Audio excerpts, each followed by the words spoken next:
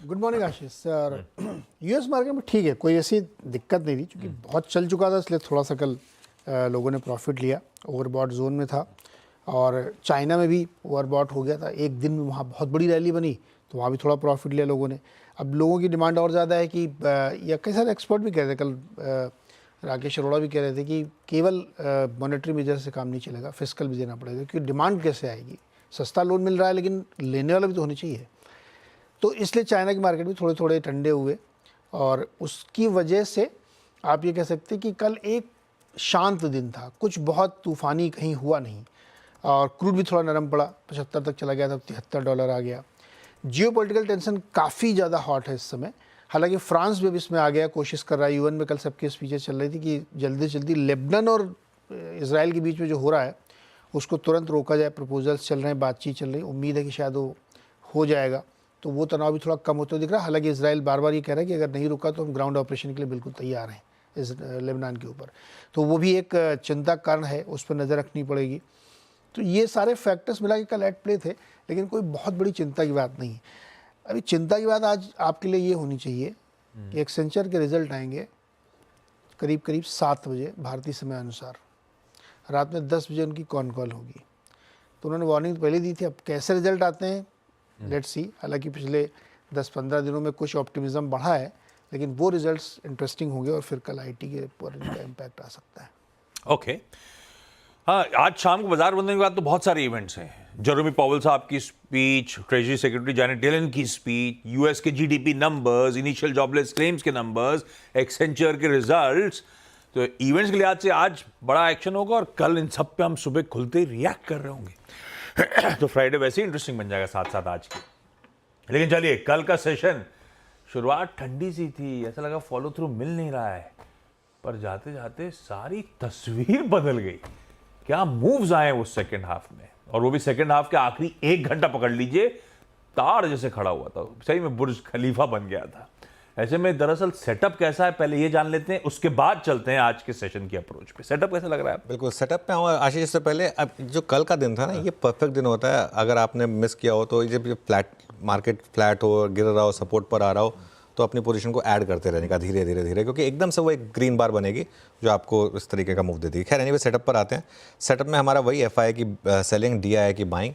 अच्छी चीज़ है। डीआईआईज ने 1800 करोड़ के करीब बाय किया, एफआईआईज ने करीब 1000 करोड़ सेल किया। आई थिंक वो जो एक दिन की एफआई की बाइंग आई थी फुटसी के बाद, उसके बाद से वो चाइना का फैक्टर, तो वापस थोड़ा सा एक व्यू बन रहा है कि शायद वो एफआई की बाइंग अभी आनी फुल लेवल पर आनी शुरू ना हुई हो मार्केट में। ये एक उसकी वजह से व्यू बनेगा। आप बार्स देखिए, वो ऑब्वियसली एक बहुत बड़ा बार था, उसके बाद पहले वो बार थोड़ा कम हुआ, उसके बाद 2 दिन से सेलिंग आ रही है। पर खैर कोई दिक्कत नहीं, हमारे पास अपना पैसा बहुत है डीआईएस का, वो मार्केट में आता रहेगा। कैश रिकॉर्ड लेवल पर है, मतलब रिसेंट रिकॉर्ड लेवल पर है, वो आता रहेगा मार्केट में। इंडेक्स फ्यूचर्स में 679 करोड़ की सेलिंग और स्टॉक फ्यूचर्स में 3000 करोड़ की सेलिंग। परफेक्ट सेटअप है बड़ी शॉर्ट कवरिंग का, कि कैश में सेलिंग, इंडेक्स में सेलिंग, स्टॉक में सेलिंग, एक्सपायरी वाला दिन। परफेक्ट, इससे ज़्यादा कुछ अच्छा नहीं चाहिए। मैं कहूँगा आज तो अगर आप चाहें तो, वैसे मैं नॉर्मली अवॉइड करता हूँ, आज अगर आप चाहें तो ऑप्शन भी चेज कर सकते हैं। ओके मतलब आज वाले, अगर मंथली वाले अगर आज आप चाहें तो उसमें स्टॉप लॉस इनबिल्ट होता है, क्योंकि ट्रेंड आएगा आपकी स्क्रीन पर एफआईएस का, इंडेक्स फ्यूचर्स का। और अब ये ट्रेंड जो है हम इंडेक्स वाइज दिखा रहे हैं आपको। ये खैर Nifty futures, bank Nifty futures में विदिन क्या हुआ ये था, और अब वो ट्रेंड आएगा निफ्टी और बैंक निफ्टी में। देखिए दोनों में क्या हो रहा है पिछले 3-4 दिन से। कल दोनों में सेलिंग है, 616 करोड़ निफ्टी में, 48 करोड़ बैंक निफ्टी में। और क्योंकि निफ्टी में ज़्यादा सेलिंग है तो शॉर्ट कवरिंग में निफ्टी में ज़्यादा आने के चांसेस हैं। लॉन्ग शॉर्ट की जहाँ तक बात है, कल लॉन्ग और शॉर्ट दोनों कटे, ये काफ़ी इंटरेस्टिंग ट्रेंड है। और वो अगर आप उसको टेबुलर फॉर्मेट में देखें या फिर ग्राफिकल फॉर्मेट में देखें तो 75% के करीब हम नेट लॉन्ग है। अब इसमें से कितने लॉन्ग अगली सीरीज़ में जाएंगे, ये है बड़ा सवाल। 75% हैं और 3,52,000 है। कितने इसमें से रोल ओवर होंगे, कितने इसमें से आज ही हट जाएंगे, ये एक देखने का एक पॉइंट होगा। अब आइए आपके इंडेक्स फ्यूचर, इंडेक्स ऑप्शंस के आंकड़ों पर। एक्सपायरी से एक दिन पहले ऑब्वियसली पोजीशन कवर हो रही है, तो उसमें कुछ बहुत ज़्यादा रीड करने को है नहीं। कल एक और अच्छी चीज़ हुई, इंडिया विक्स जो पिछले 2 दिन पहले बढ़ा था, कल वापस गिर गया। 4.5% के करीब इंडिया विक्स कल गिर कर बंद हुआ। नहीं, ये आई थिंक पुराना डेटा प्ले हो गया है। कल 7.5% इंडिया विक्स नीचे था। इसको हटा दीजिए प्लीज़, इंडिया विक्स दिखा दीजिए मुझे कल वाला, इंडिया विक्स देखते हैं कल वाला, और एक बार इंडिया विक्स लेकर आइए। ये एक करीब करीब 12.74 पर, ओके 4.85% नीचे था इंडिया विक्स। आई थिंक हमारे यहाँ ना सबसे ज़्यादा जो दिक्कत आती है ना वो होती है कॉपी पेस्ट। तो मैं कई बार कहता हम गलती कर देते हैं ना, कॉपी पेस्ट उठा लेते हैं डेटा, उस वजह से खैर 12.74 4.85% नीचे था। पुट कॉल रेशो भी एक बार जरा मैं स्क्रीन पर ही देख लेता हूँ कितना था पुट कॉल रेशो कल का। हाँ, कल पुट कॉल रेशो 1.31 से बढ़कर आ गया 1.33 पर। बैन की जहाँ तक बात है, नया कोई ऐड नहीं हुआ, बाहर कोई आया नहीं, तो ऑलरेडी जो लिस्ट थी 5 स्टॉक्स की वो बनी हुई है एज इट इज़, वो आपकी स्क्रीन पर आ जाएगी। ABFRL, Hindustan copper, IEX, Voda idea और ग्रैन्यूल्स, ये 5 स्टॉक्स बैन में हैं। अब लॉन्ग शॉट पर आइए। टाटा कॉम में कल बड़ा ब्रेकआउट था, यहाँ पर लॉन्ग बने। मुथूट फाइनेंस में यहाँ लॉन्ग बने कल। डाबर और OFSS आई थिंक यहाँ पर कल शॉर्ट्स बने। उसके अलावा गोदरेज प्रॉपर्टीज़ और LTF, Larsen Toubro financial services, इसमें शॉर्ट कवरिंग आई, और IEX और ग्रैन्यूल्स में लॉन्ग अनवाइंडिंग आई। सेटअप पॉजिटिव है आशीष, सेटअप बिल्कुल परफेक्ट है एक एक्सपायरी डे पॉप के लिए।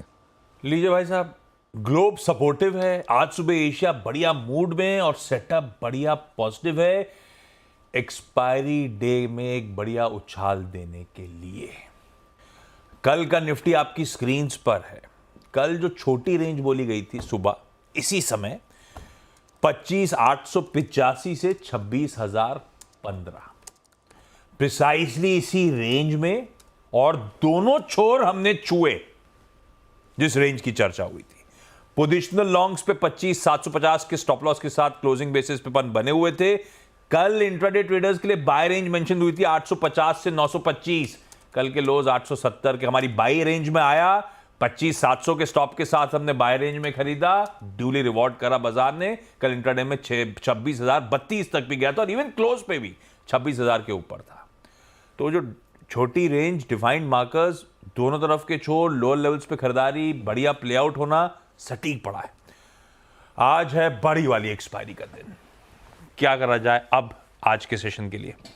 देखिए, आज के सेशन की जहाँ तक बात है आशीष, इसमें पहले तो निफ्टी की बात करते हैं, निफ्टी के रेजिस्टेंस की बात करते हैं। पहला रेजिस्टेंस आपको मिलेगा कहने को 26,033 से 26,066।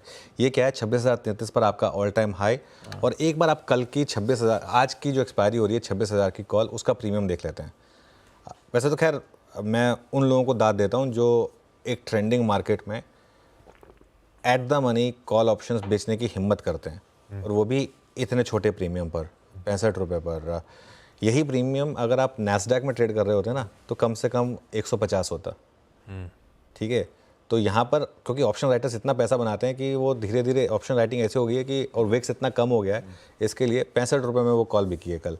अब इसके ऊपर अगर हम खुले 26,066 के, तो वहाँ से भाई उसका ब्रेक इवन पॉइंट है वो, 26,066 के ऊपर कॉल राइटर का ब्रेक इवन पॉइंट है इसके लिए। और उसके बाद एक 26,128 पर एक छोटा रेजिस्टेंस है, वो 26,100 का जो कॉल राइटर है उसके ऊपर। मेरी स्ट्रैटेजी क्या रहेगी, वैसे तो खैर कल लॉन्ग कैरी कराया हमने, उसके अलावा लेकिन 26,128 अगर आपने क्रॉस किया, और देखिए क्रॉस करने के बाद टिका उसके ऊपर, मैं बार बार बोलता हूँ टिकना चाहिए आधा घंटा, तो 26,200 26,250 पॉसिबल है। एंड इन दैट केस आप इस मूव को वाया कॉल्स चेस कर सकते हैं, उसमें आपका स्टॉप लॉस इनबिल्ट होगा। ठीक है, तो लॉन्ग रहें और आप स्टॉप लॉस हो जाएगा आपका बहुत सिंपल, 25,850। जो हमारा 25,750 था कल तक आशीष, अब 25,850 हो गया। और अक्टूबर सीरीज़ के लिए भी ट्रेड लें, और स्पॉट पर स्टॉप लॉस लगाएं 25,850 का। वो क्यों, इमेजिन करिए हम 26,050 पर खुल रहे हैं और मैंने स्टॉप लिया है 25,850 का, तो रिस्क कितना आपका 200 पॉइंट का, रिवॉर्ड कितना आपका 1000 पॉइंट का, क्योंकि वो 27,272 का अगर जो व्यू है तो उसके हिसाब से, तो 5:1 मुझे एक अच्छा रिस्क रिवॉर्ड लगता है। इस बाज़ार को शॉर्ट करने के बारे में सोचिए भी मत, सोचना भी मना है शॉर्ट करना, खासतौर से लार्ज कैप में। मिड कैप वगैरह में कभी कभी शॉर्टिंग होती है, वो अलग बात है। पिछले 3 महीने में आपने एक चीज़ नोटिस करी होगी, मैंने शॉर्ट की बात भी नहीं की, मतलब ट्रेड दी ही नहीं शॉर्ट की, क्योंकि कोई मतलब ही नहीं है। जब पैसा लॉन्ग में बन रहा है और पैसा कैरी करने से बन रहा है तो कैरी करिए। अगर 27,272 का टारगेट है आपका, तो भाई आप अपनी साइकी क्यों ख़राब कर रहे हैं, पैसा बनाइए, लॉन्ग में बनाइए, गलती करनी है लॉन्ग साइड पर करिए। बिल्कुल ठीक है, और हालांकि गलती हो नहीं रही है, बिल्कुल सटीक पड़े चले जा रहे हैं। इस मोमेंटम को बहुत बढ़िया अपने ट्रेल करते हुए स्टॉप लॉस के साथ अपन राइड कर रहे हैं। अपना पोजिशनल स्टॉप लॉस जरूर बदल गया इस बार का, वो डिटेल स्क्रीन पर है। निफ्टी बैंक, वो बार बार चर्चा, पायदान बेहतर, एक स्टेप बेहतर, वो कल भी चर्चा हुई थी। और कल हमारे बाय जोन्स थे निफ्टी बैंक के 53,800 के। कल का इंटरडे लो 792 अपने बाय जोन पे निफ्टी बढ़िया तरीके से आया। 53,700 के हमने निफ्टी बैंक पे एसएल लगा रखे थे और क्या रिवॉर्ड। और निफ्टी 50 से बेहतर चार्ट निफ्टी बैंक का था। निफ्टी 50 तो जाते जाते तेजी दिखा गया, निफ्टी बैंक दिन भर एक ट्रेंडिंग मूव में था और दिन के हाईस पे जाके बंद हुआ है। बढ़िया चल रहा है, हम इस मोमेंटम को अच्छे से एंजॉय भी कर रहे हैं, बढ़िया रिवॉर्ड भी कर रहा है। और इंडिविजुअल स्टॉक्स के थ्रू भी निफ्टी बैंक के कंपोनेंट्स की कितनी चर्चा कर ली अपन ने। अभी आज भी एचडीएफसी बैंक अपफ्रंट चर्चा हुई। क्या करा जाए इस पॉकेट में? कल मुझे एक वो आंकड़ा इंतजार करता, 54,400 के बाद ट्रेजेक्टरी एकदम गेम चेंज कर जाएगी। अभी थोड़ा सा दूर, लेकिन अब अप्रोच क्या?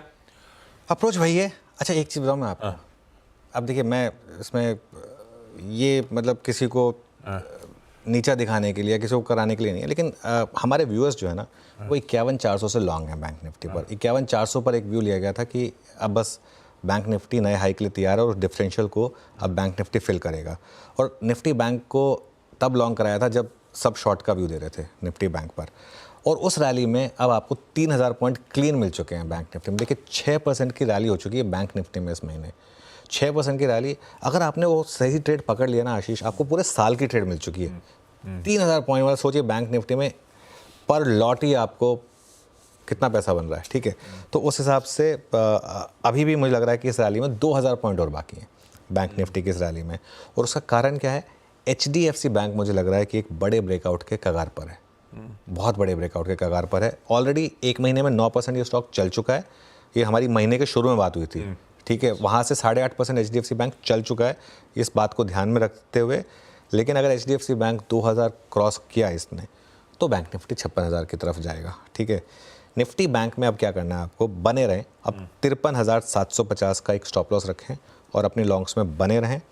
53,900 से 54,100 के बीच में कोई भी डिप मिले उसमें खरीदारी करें और 53,750 का एक स्टॉप लॉस लगा दें। अगेन बात वही हो जाएगी, 250-300 पॉइंट का रिस्क और 2,000 पॉइंट का रिवॉर्ड फ्रेश ट्रेड्स के लिए। जो एग्जिस्टिंग लॉन्ग्स हैं उनका तो पैसा अच्छा बनाई है, वो तो अपना स्टॉप लॉस ट्रेल करते रहें। जिस दिन लगेगा उस दिन आपका बड़ा मुनाफा बन चुका होगा। 54,500 और 55,000 next levels to watch in October series. बिल्कुल ठीक, ये हो गया भाई निफ्टी बैंक का आज मंथली एक्सपायरी के दिन का हमारा अप्रोच।